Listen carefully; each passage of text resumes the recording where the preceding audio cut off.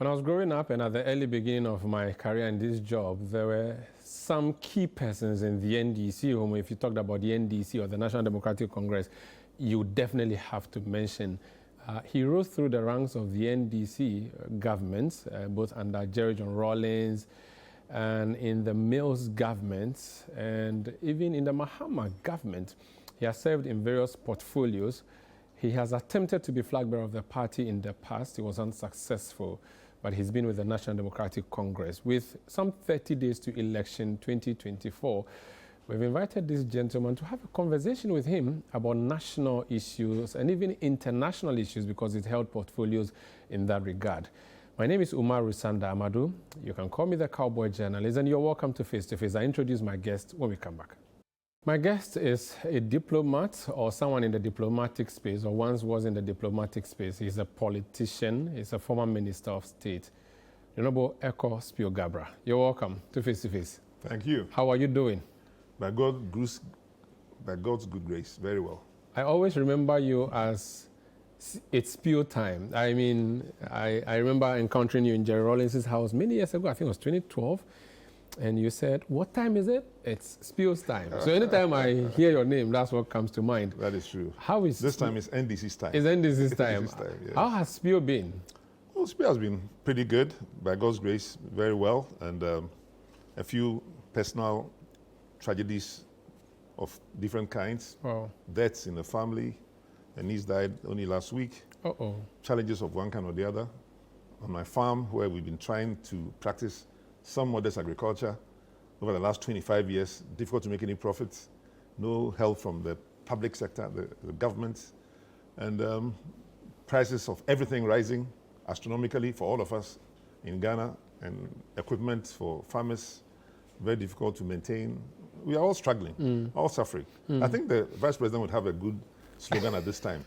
Farmers are struggling, Ekwow Spio is suffering, Ekwow Spio-Garbrah is suffering, and nurses are screaming, and housewives Everybody are complaining, is suffering. And presidents are doing funny things. Interesting. My condolences on the losses in the family, yes, but please. on the losses on the farms, could that not be a failed legacy of yours? You were once Minister for Trade. Your duty, go hand in hand with the Minister for Agriculture, was supposed to have a conducive space for us.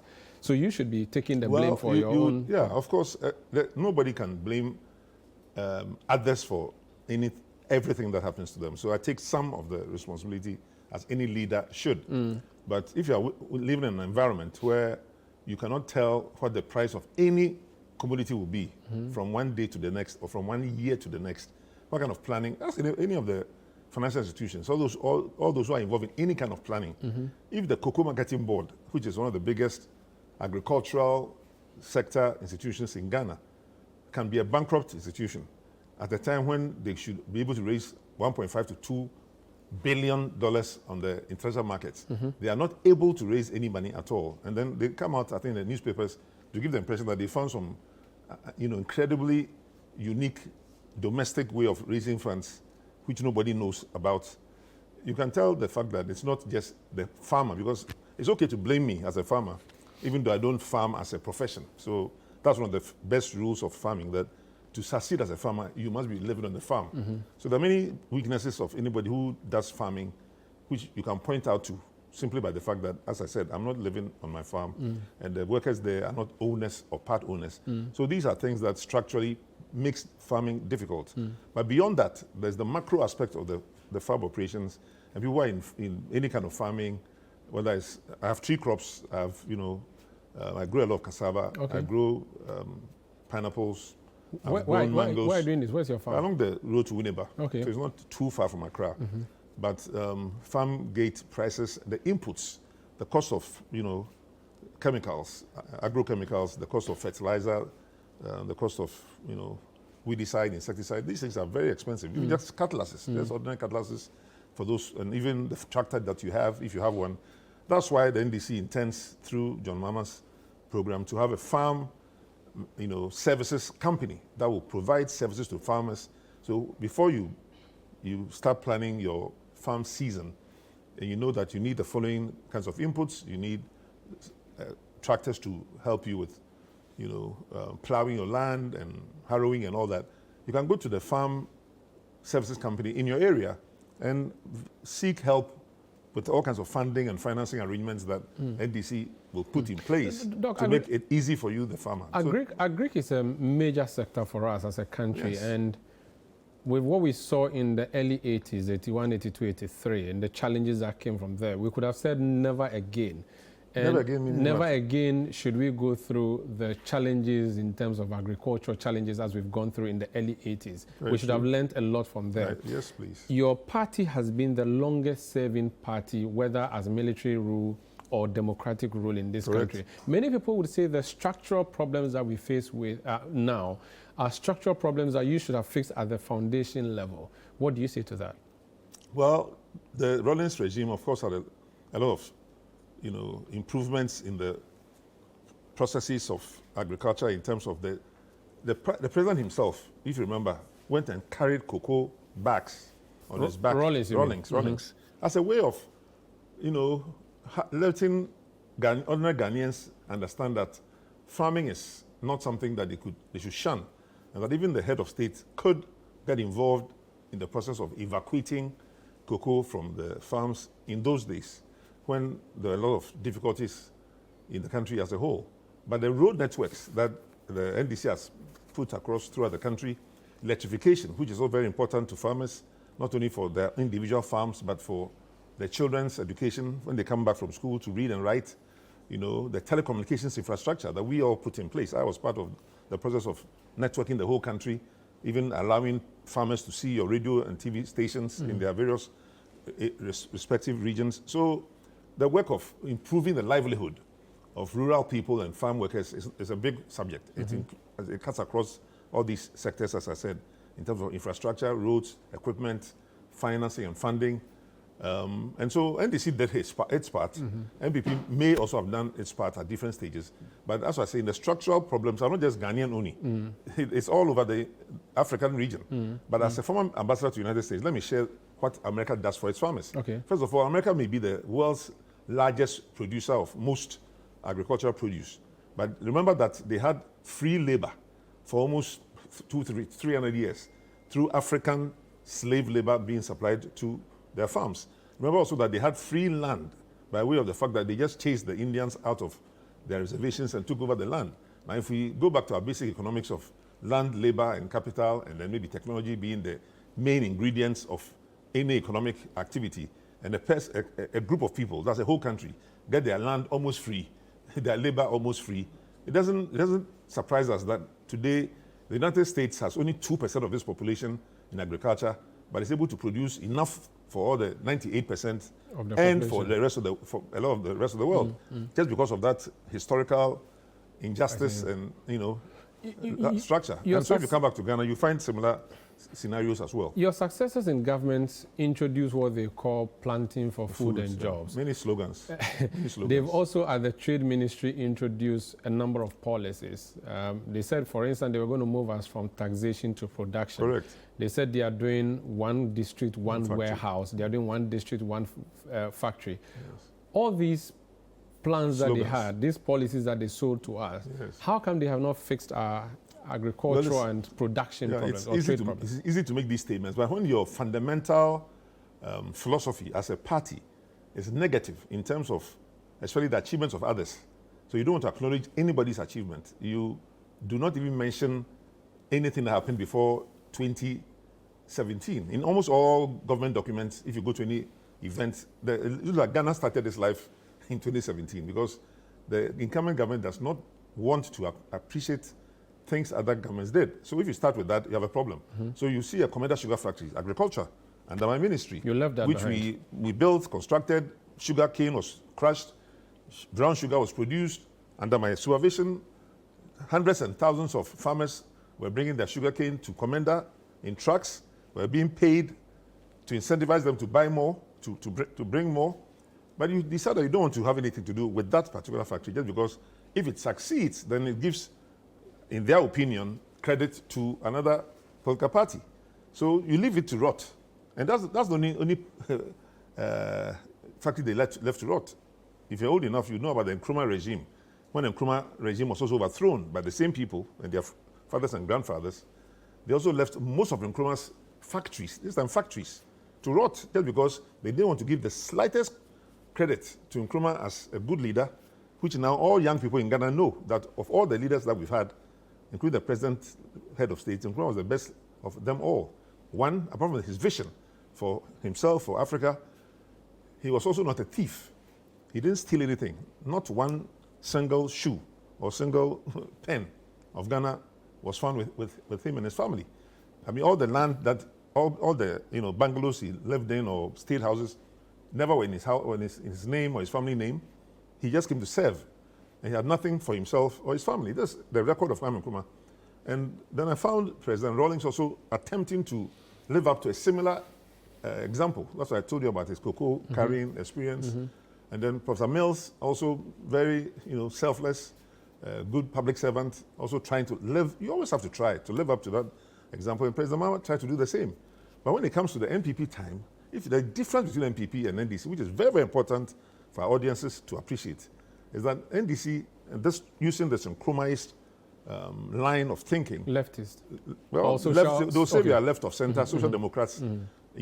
We come to build. We are not selfish. We are reasonably selfless. I mean, it's difficult for many young people to understand that.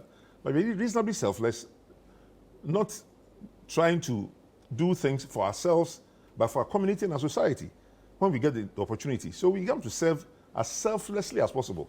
And so the leaders I've mentioned served selflessly. But now if you look at the MPP leaders, even the ones now, and what they've done for their children and their family members and the Japadia and all that mess, it tells you where their minds have been. That's why Nkrumah's legacy of agriculture, they had the Farmers Council, they had the Workers' Brigade, Builders' Brigade, all these institutions which the CBP, the NPP and their adherents allowed to go waste or to, Let me press you a bit on the Commander Sugar Factory part. Yes.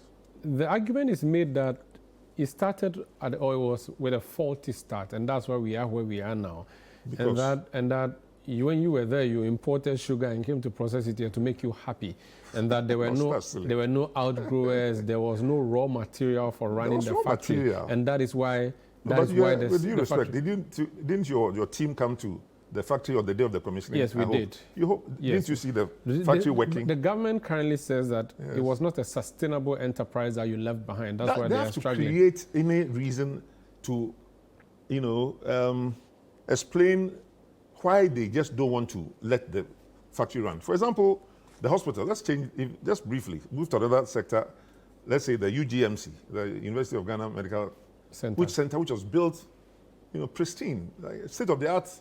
How many years did it take for the MPP government to operationalize it? Because they didn't want to operationalize it until COVID struck, and they had no choice but to start putting their own ministers and other so-called VIPs there, because it was built by another government. So they wanted to let it stay like that.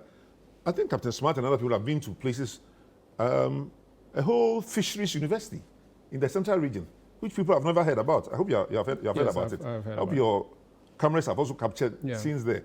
Why is that university being left in the bushes for 7 years? And there are many, many other installations of Ghana which were made for all Ghanaians to enjoy. You know Akufo-Addo. You have been in government since the early 90s. Yes. You've known Akufo-Addo when he was fighting against your government at the time, Jerome. Including VAT. He fought against VAT. Yes. He said to us he's going to move us from taxation to production. Yes. Those slogans. What do you think went Ghana wrong? Beyond Aid. What do you think went because wrong? They never believed in it. You see, they believe in the But he was a guy that everybody celebrated. He's a human rights advocate. He was leading democracy campaigns. He played a very nice, what some people say, con artist game on Ghanaians because he speaks well. He's been educated in England. So, nice English language and, a lot of nice rhetoric. In other words, but even the first sign that there's a problem here is when he plagiarized, big word, stole the language of former presidents of the United States at his inauguration. That's the first sign that, hey, somebody coming to steal things. He has never apologized for that. Using other people's words, any examination anywhere, you fail.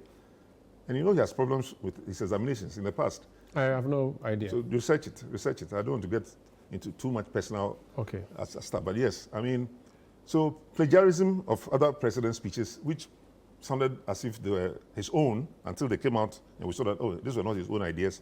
Then Ghana Beyond Aid, nice slogans, but now we are more indebted than ever before. So Ghana Beyond Aid, and you are borrowing more than ever before.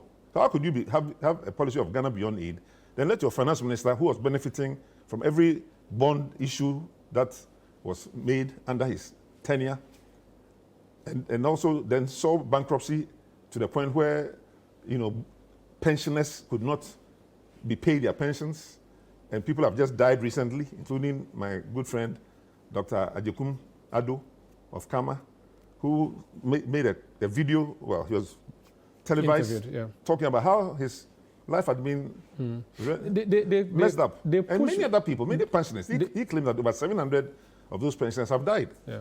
They pushed back and say that they were doing so well between 2017 until 2020, when what happened, and that we should celebrate them, and that Russia, if Ukraine they were war. not the ones in power, and COVID and Ukraine came, would have been in a far worse situation. So are you still paying COVID levy? Yes, we are. Why are we still paying COVID levy? In Ghana, we are the only ones paying COVID levy. No other country pays Possibly COVID levy. trying to make sure we come back to the level we were. I know you are being creative, but I mean, the COVID levy, I'm sure you were one of those who investigated where the money was going in the COVID levy, which we are still paying to send family and friends. And the people at the airport who have been given all kinds of contracts. Yeah, but you cannot underestimate the global impact, and for that matter, the local impact of COVID and Ukraine. There was global impact. In everything, there was global impact. There was national impact. But I'm saying in between all of that, there was stealing of the COVID funds. But they say that the loans NPP, they went for... NPP officials came and announced themselves how much they got. They as chairman, regional so-and-so, for MPP, got this from COVID funds. They came and they said the loans they went for was not for them to chop. Of course, that was not what IMF will give you a loan for. That's not what the World Bank will give you a loan for. But that is what they contrived to use the loans for. The loans were for proper things. They say that in 2014, you had a mere Ebola, which didn't even hit Ghana, and you were complaining, and you didn't do so well. They have COVID. And the Did president anybody chop any Ebola funds that you are aware of? The president said... Did you hear of Ebola funds being chopped? I don't remember. No, there was no Ebola funds being chopped. You remember? The president has said he knew how to bring the economy back and not lives.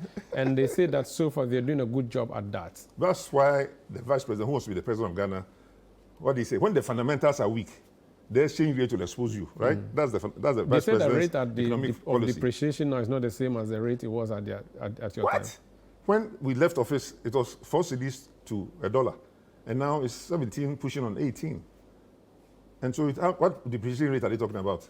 That's any market one. These matters go beyond intellectuals and professionals talking on TV to ordinary market women who buy tomatoes and buy ginger and buy fish every day. All of us who buy wache and konkekena and whatever it is we are buying, we are all aware that food price inflation has gone through the roof. But talking about the ordinary people, they are also the beneficiaries of the free senior high school. Hundreds of thousands of children who would have otherwise not made it to secondary school are doing that for free. Clearly, that's a huge feather in the cap of the government. No, the government takes some credit for that. A lot of credit, if not the whole credit. As much credit as they want. Yes. The voter will decide whether the fact that I have free, so-called free senior high school for my child outweighs all the other problems of Ghana, including the water bodies that are getting dirty, and they're all drinking the water bodies now. Children, fetuses that are, babies that are being born without an ear, without a head, without whatever it is, based on, mercury and other, various chemicals in the water bodies. Voting in any election, United States, Europe, Japan, is not everything black or white, to be fair. So there will be things that the government has done which the population will give them credit for and appreciate it. Oh yeah, they built a road here. Why not? Yes, good. They built a clinic there. They will. Because the public funds have to use for something anyway. It's our money, our money. It's not any so-called government money that is used for all these things. It is we, the taxpayers' money, which governments collect and then go through the parliament and allocate it any way they want. But governments can allocate those public funds in a rational, sensible way, which we can all appreciate, or they can dig a big hole in the center of Accra for a cathedral that does not exist. And then they would have spent $58 million in doing so.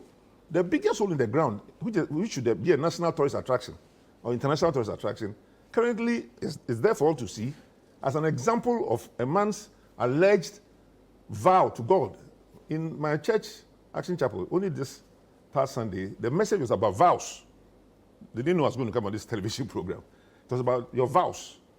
And the vows the president made to God is that pledge. A pledge. If you make me president, I'll do so and so for you. And I will not use public funds because I'm a public servant. I can't use state money. Did he live up to that vow? But sir, despite all the issues you raise now, you do recognize the fact that free SHS is a game changer and it may well positively affect this party. The Constitution of Ghana, when I was a Minister of Education and before that, requires all governments of Ghana to provide a free, compulsory, universal, basic education. So we called it FQ during my time. And President Mahama and President Mills, when they were in power, also introduced many innovations which were free into the senior high school system. But to be fair to the present administration, it is they who coined the free SHS language, slogan, promoted it nicely, won an election. At the time, your side said it was impossible. No, our side didn't say that. It's not President Mahama who said that, but other, I mean, in the political party, there are many voices, many voices. So depending on who you are listening to, you may say that all NDC said this, all NDC said that. No, all of NDC did not say, I certainly did not say as a former Minister of Education that free SHS either is impossible or it's not a good idea. We said it would be difficult to implement based on the way they were approaching it, where they wanted to approach it one time, the first year. They said, but they have done it to the glory of the Lord. Good Lord. No, they did it very badly. They've done it very, very badly and shoddily. Yes, people are going to school. In fact, one of them have said to me that it's better for people to be educated under those harsh circumstances or conditions than not to be educated at all. Do you agree? That's a philosophical question that we can't debate fully today. There may be arguments for that, but I'm saying that some other people say that being miseducated actually can be a worse form of education than nothing at all. So it depends. But yes, they produce the free SH system. They made a lot of children who may not have had a chance to go to school. But John Mama was preparing for that anyway by building those E-blocks. During this time, the people who were going to school were not the ones who were subsequently admitted. So he was preparing for the future. Over 200 E-blocks that he wanted to build. And I think 100 and something were actually built and eventually commissioned or used. Some are still struggling in the bushes somewhere where MPP may have chosen not to put them across. And they have also built their own of different designs. Any investment in education is fantastic. I support all investments in education. And even though I'm not a Minister of Education, I spend a lot of my time with my own African Business Center for Development Education, ABCDE, promoting all kinds of educational endeavors. So I'll be the last person to fight against any good education endeavor. As a matter of fact, the Ghana Education Trust Fund was an instrument to help everybody, which I, by God's grace, had the pleasure, the privilege, and honor to bring into the Ghanaian system. Very well. It wasn't a cabinet instruction to me to create a GET Fund. No. I was never instructed by President Rawlings to create GET Fund. So GET Fund was your initiative? Absolutely. As minister, yes, ask anybody. As a Minister of Education, I called a National Education Forum at the International Conference Center. And all kinds of people came. The entire student body, I mean, all teachers and students, representatives of the education system, all came there. President Rawlings also came and delivered the opening address. This was PNDC era or NDC era? NDC era. When I became minister, that was 1998, 1989. 1998, that was the first 6 months, I did that forum. So the ideas from that forum and many other recommendations of many committees that have been set up in the education sector before my time, I read all of them and I've been capturing the idea of it would be good for Ghana to have a fund, a trust, a fund, many different words, partly because Kwame Nkrumah had established the Ghana Education Trust, GET. Which created my school, Tema Very Secondary good. School. So those schools all look alike. You see the architecture, Tema Secondary School, maybe some of the schools in Cape Coast, Winneba, etc. They have a similar architecture.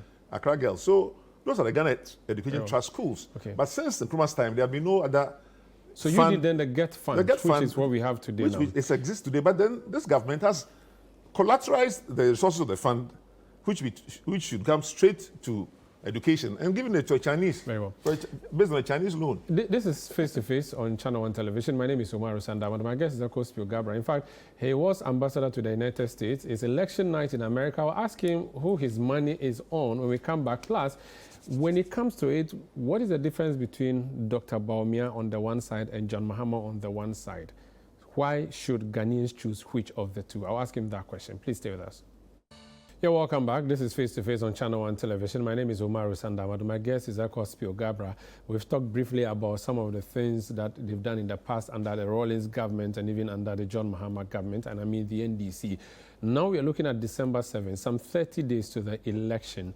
We have a choice as Ghanaians between a sitting vice president and a former president, just like the United States of America also. They have a choice between sitting Vice President Kamala Harris and former President Donald Trump. I'll ask him about America because he's been there for a number of years. But before then, let's do Ghana. What are the two choices, do you think, between, so what do the choice Bawumia and Mahama represent, and why should Ghanaians choose your own? I think the choice for Ghanaians in this 2024 election should be a very clear one.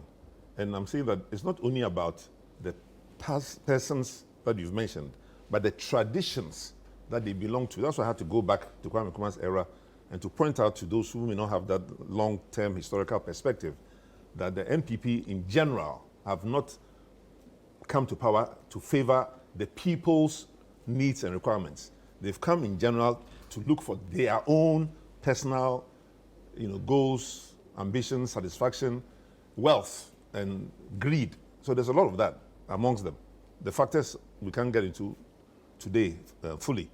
So that's one of the areas of demarcation which Ghanaians must take into account. So for example, even though Mahama was president and MPP called him all kinds of names, he has stolen this, he has taken this, he said this in Dubai, so and so. When he came, he said, look, people can bring proof. Where's the proof of all those things that they claim he has done wrong? And up till now, nothing has come against him that will demonstrate that he was either an evil person or he was a criminal person or was a thief in any shape or form. So that's just one part of the behavioral aspect of leaders, because you must look at leaders and see what they are made of. Now, the Mahama's infrastructural achievements, I mean, of course, Bawumia would say he was only the planque. He said he was a mate. Yeah, mate. He was not a driver.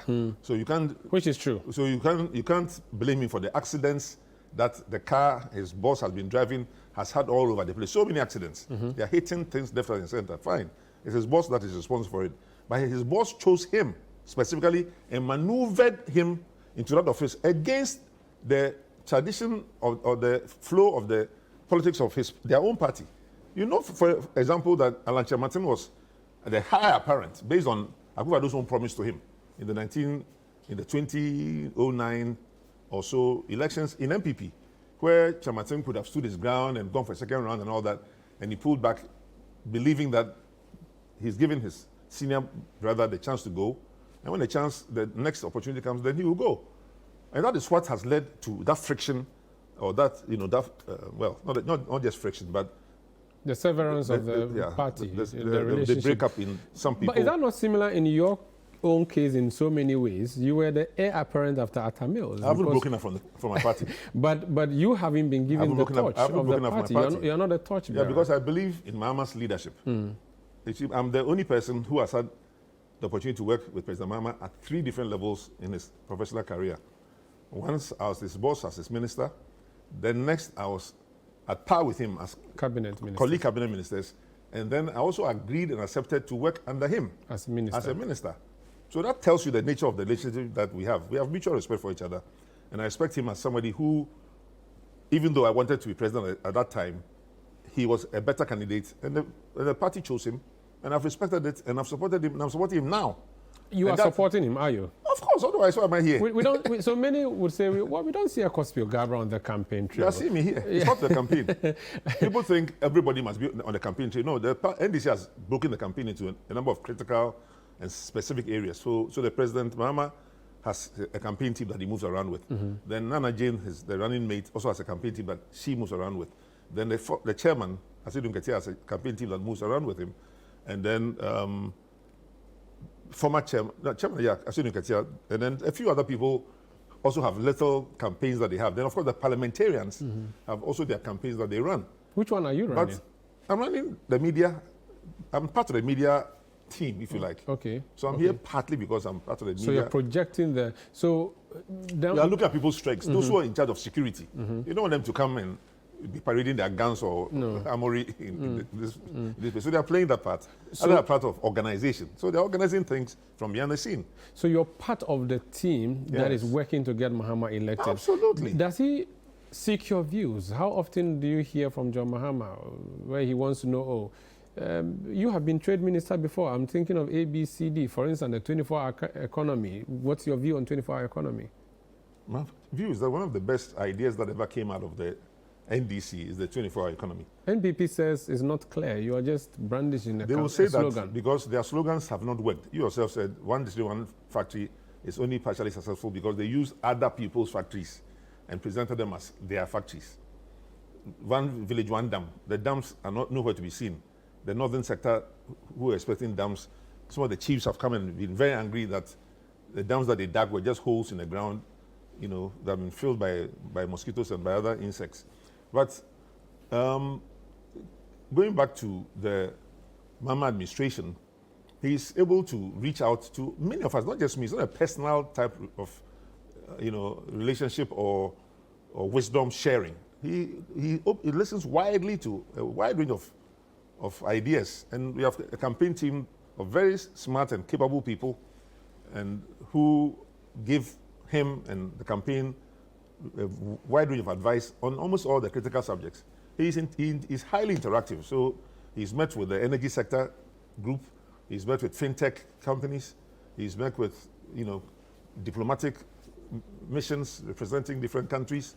He's constantly on the move, and so through those mechanisms and through occasional WhatsApp and other exchanges, he's very able to know what is going on in the country. So you're telling me about... And if you're still comparing him to the other candidates... Yes, the two choices. Respectfully, Mr. Dr. Bawumia, unfortunately, he has made so many promises that turned out to be false. He has said that he's never been president before. He's been vice president. He has listed over 30 interventions that he has brought. The fintech. Yes, so many fintech. Yeah, so he said that... Yes, he doesn't talk about the economy. But he was brought by President Akufo-Addo as the whiz kid on economic messiah. He responded to people like you. He said you are the impossible mindsets people who say that... In fact, he says a leader in this 21st century who does not think that digitalization is connected to the economy ought not have the mandate to Is he going to talk to the person who was the first Minister of Communication in Ghana? Is that statement addressed to me? Well, it's addressed to people who say that he has run away from economy and doing digitalization. I've done digitalization myself. I became Chief Executive Officer of the Commonwealth Telecommunications Organization, the first African CTO to get that position in 100 years. I was there for 8 years. You think I don't know digitalization? It's just that we did not sloganize our programs in the same way as NPP are doing. And secondly, his digitalization is coming 20 years after the digital revolution began during our era.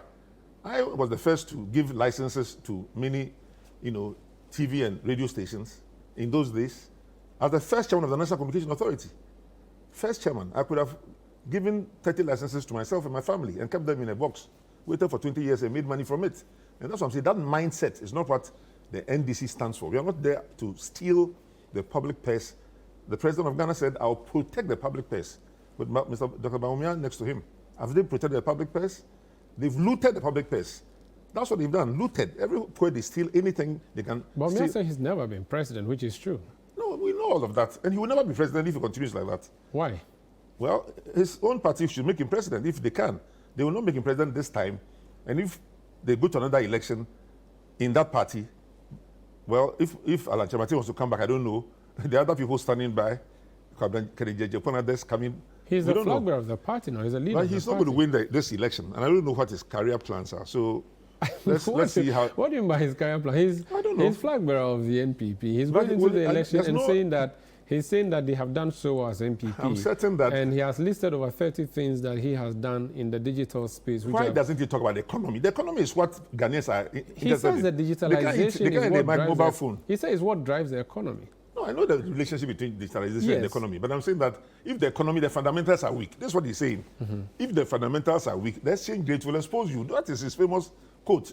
And the exchange rate has exposed him repeatedly, including today. The fact that medical deliveries are done using drones, the fact that there's mobile money interoperability, the fact that there is an address system, the fact that Ghana card is now the sole source document that we all use. These are to his credit. And he says that that's the foundation for building the country. And I'm saying that digitalization began during our era. He's built on it. I respect that. But I'm saying that if you ask the average voter that between lower prices of goods and services in your country and digitalization, whatever that word means to them, which would you like to vote for? What do you think most people will say? Is that what that's the choice that is the choice many Ghanaians have to. So for you, the election decide. comes down to the price of a ball of kinky. That is what most human beings consider in their election decisions. You don't think so? Yeah, media, very well-known media personality. No, it's not a ball of cake alone. Yeah, I mean, I'm using that literally. And meat and chicken and eggs and cassava. I'm using all that the to things represent that people know. Clothes. Whatever people need to have a normal life. The cost of electricity, the cost of water, the cleanliness of the water. Is it the dirty water coming from the eastern and western region into Accra waters, etc.? Or if you ask people who are living near those streams that we see on TV, we are far removed from it, so we don't know the pain. You travel to your farm. I'm sure you see the water bodies. Yeah, fortunately, the water body near my farm is not that. Okay, but they accuse you and your party of playing double speak on this issue of Galamsey. On one breath, you want the water bodies to be clean. In another breath, you're saying that if you come into office, all those who have been jailed for engaging in Galamsey, you free them and give them. That is not the statement. That's the statement. That's what former President Mahama said. Give them not amnesty. All those. They will look into the cases and find if your case merits a certain, you to be released. Then that's when it applies in the cases. Because these are judicial processes. You can't just. But you're supposed to fight wash somebody's crime away. If people have been jailed, you don't come to free them. You embolden those who are. Because the reason for jailing people is to deter. No, he said, if you're coming to free those who have been jailed. Mama said that the people who have been jailed are mostly, not all, the minions, the small boys who do the dirty work for big anything. Boys. He's interested in the bigger boys. So wait and see what happens. Let's wait and see what happens. Whether big boys will be, arraigned before various courts, because he knows that no small person can afford a champagne machine or excavator and all these things. 500 excavator. What did they give? Were you here when 500 excavators got lost or missing? They flew. They flew to Burkina Faso. So 500 excavators flew under the MPP regime and have never been found. Then those BVD machines or whatever machines the Electoral Commission calls them also have gotten lost and have not been found. Till now, we are going to an election. And those machines are believed to be being used to do all kinds of funny things, including the printing of ballot papers that somebody has come on TV to. The EC says it's a regular thing. They print excesses because of a lot of antecedents or incidental that may come up at election day. I've been in the printing industry for a while, so I know that can happen. But it is how you take possession of the misprinted items. They say agents stay and watch as they destroy the excesses. Well, they say that's what they do. But a certain Mr. Japa, I think, has a certain different view on this. Very well. So let me take a break. This is Face to Face on Channel 1 TV. When we come back, we have a newly minted Secretary General of the Commonwealth. I'll ask Ekwow Spio-Garbrah what he makes of the Honorable Shirley Ayorkor Botchwey's appointment, what it means for Ghana, and what our importance would be in the space. We are hosting the African Trade Center in Accra. What does it mean to us as a country in the global village? And of course, America goes to the polls. You're welcome back. This is Face to Face on Channel 1 Television. We have some 30 days to election 2024. What do you make of the journey towards election 2024? Are things looking good, transparent election, democratic principles being upheld? How confident are you about our election?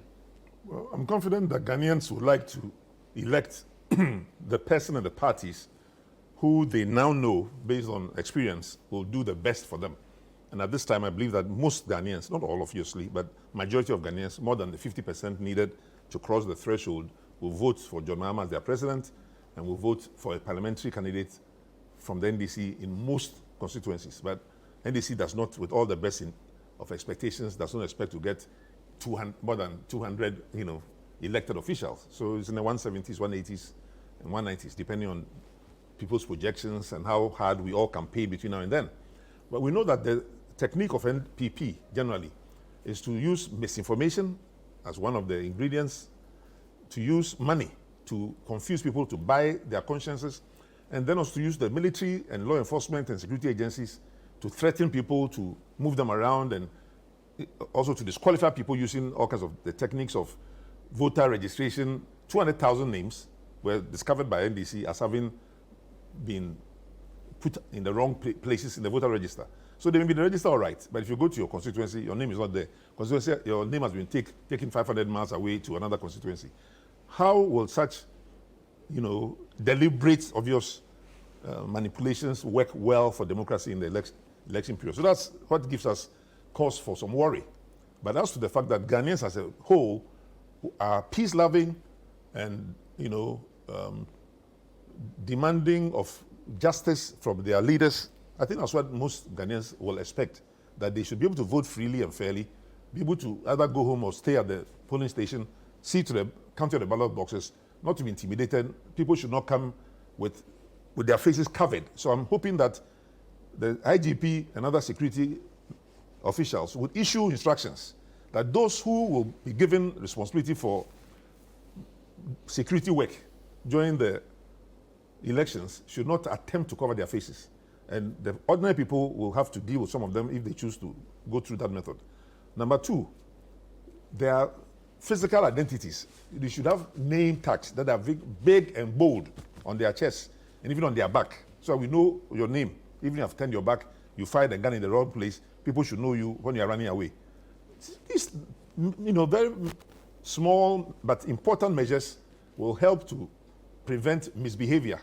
Because the thing that cockroaches don't like is for you to shine a torchlight on them. So when you know that a cockroach is going to a room and you have a torchlight, that's the end of it. So the security agencies need to be warned. But secondly, there will be a change in government, whether people like it or not.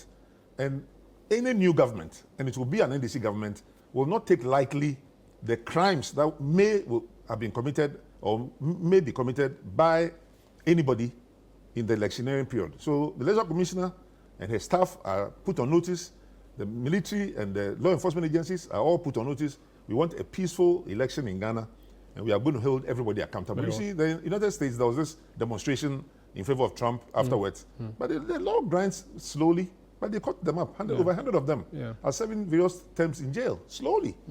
And without much fanfare. And that will happen in Ghana as well. Interesting. That same night that the invasion on the capital happened, we also had our own in our House of Parliament, where soldiers entered the chamber. Yes. Unfortunately, we haven't seen any investigation on that matter. Now, have we seen investigation of the 8 people who died in the earlier election? Well, the police are handling it, so it's been handling dealt with it for 8 years. Have they brought the faces of those who they suspect?